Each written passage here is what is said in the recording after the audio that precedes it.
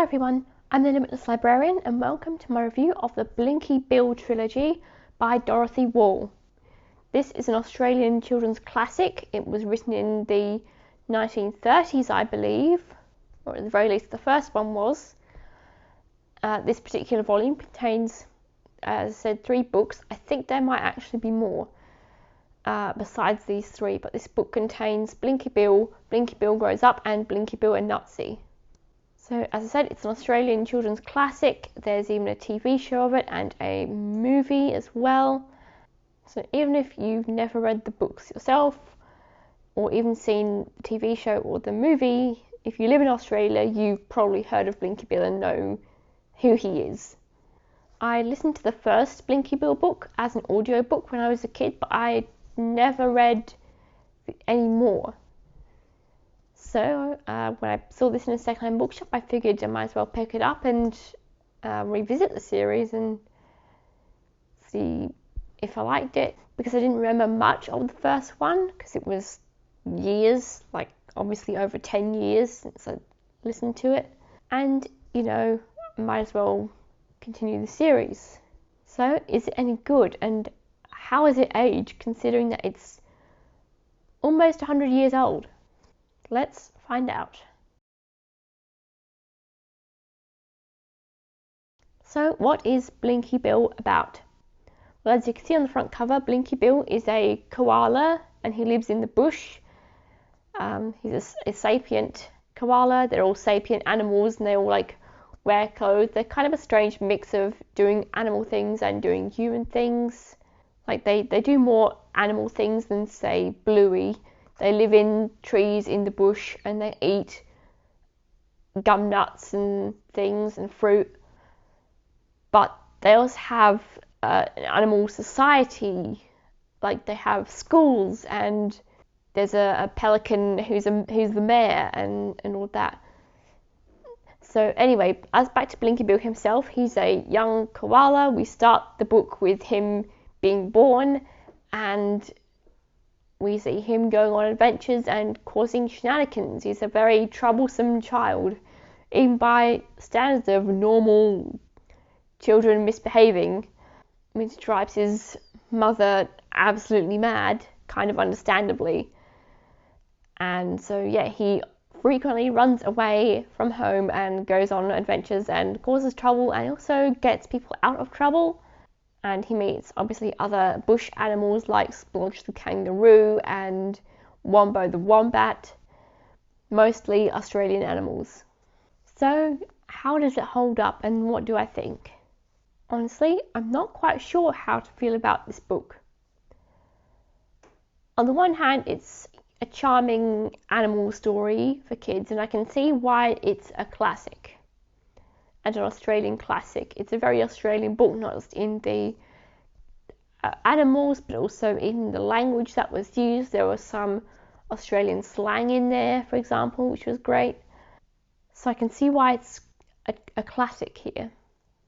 That being said, the character of Blinky Bill himself is honestly kind of unlikable at times. He is kind of a jerk, even by kids' standards. Yeah, you can expect kids to misbehave sometimes and be a bit rude and forget their manners sometimes, but Blinky Bill doesn't learn his lesson. And he's completely unapologetic in his attitude. He even finds ways to circumvent his mother's punishments because he knows they are coming, rather than, learning from his behaviour and not messing up in future so he doesn't need to be punished in the first place. Also, way too often, Blinky Bill would do something naughty.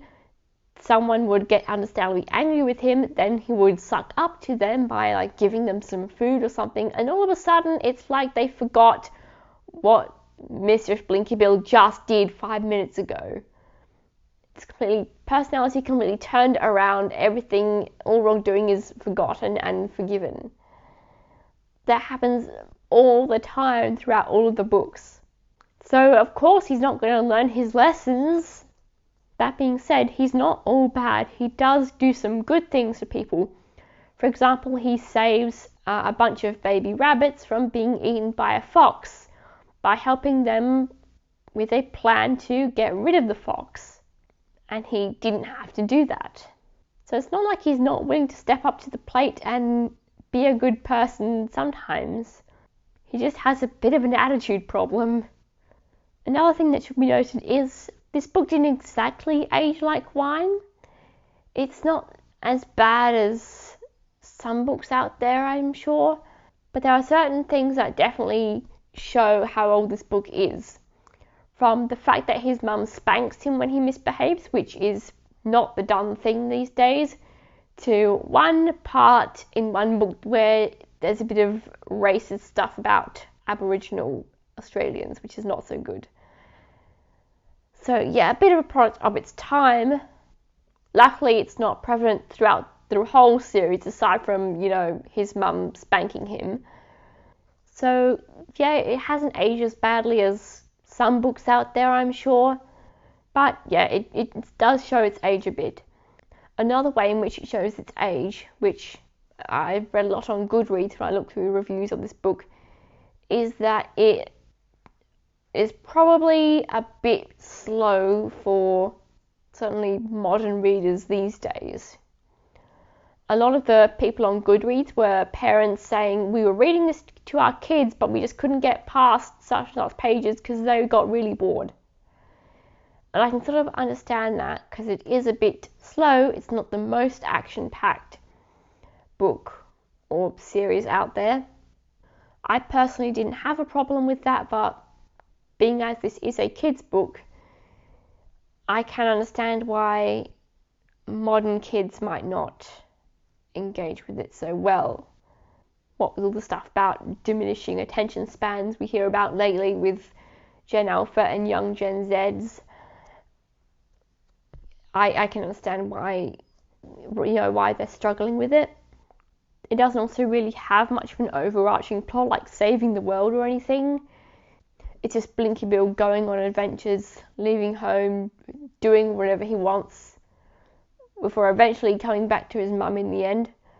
So, there aren't any good guys versus bad guys. I mean, there are some kind of encounters he has that are adversarial, but it's not an actual villain or evil that has to be defeated or anything like that.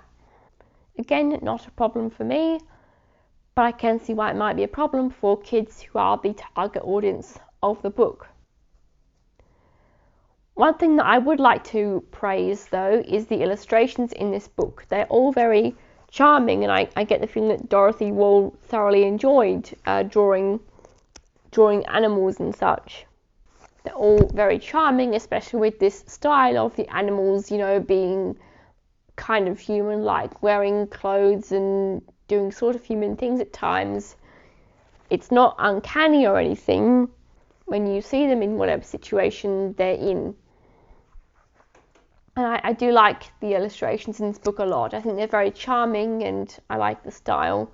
So I think it's worth checking those out if nothing else.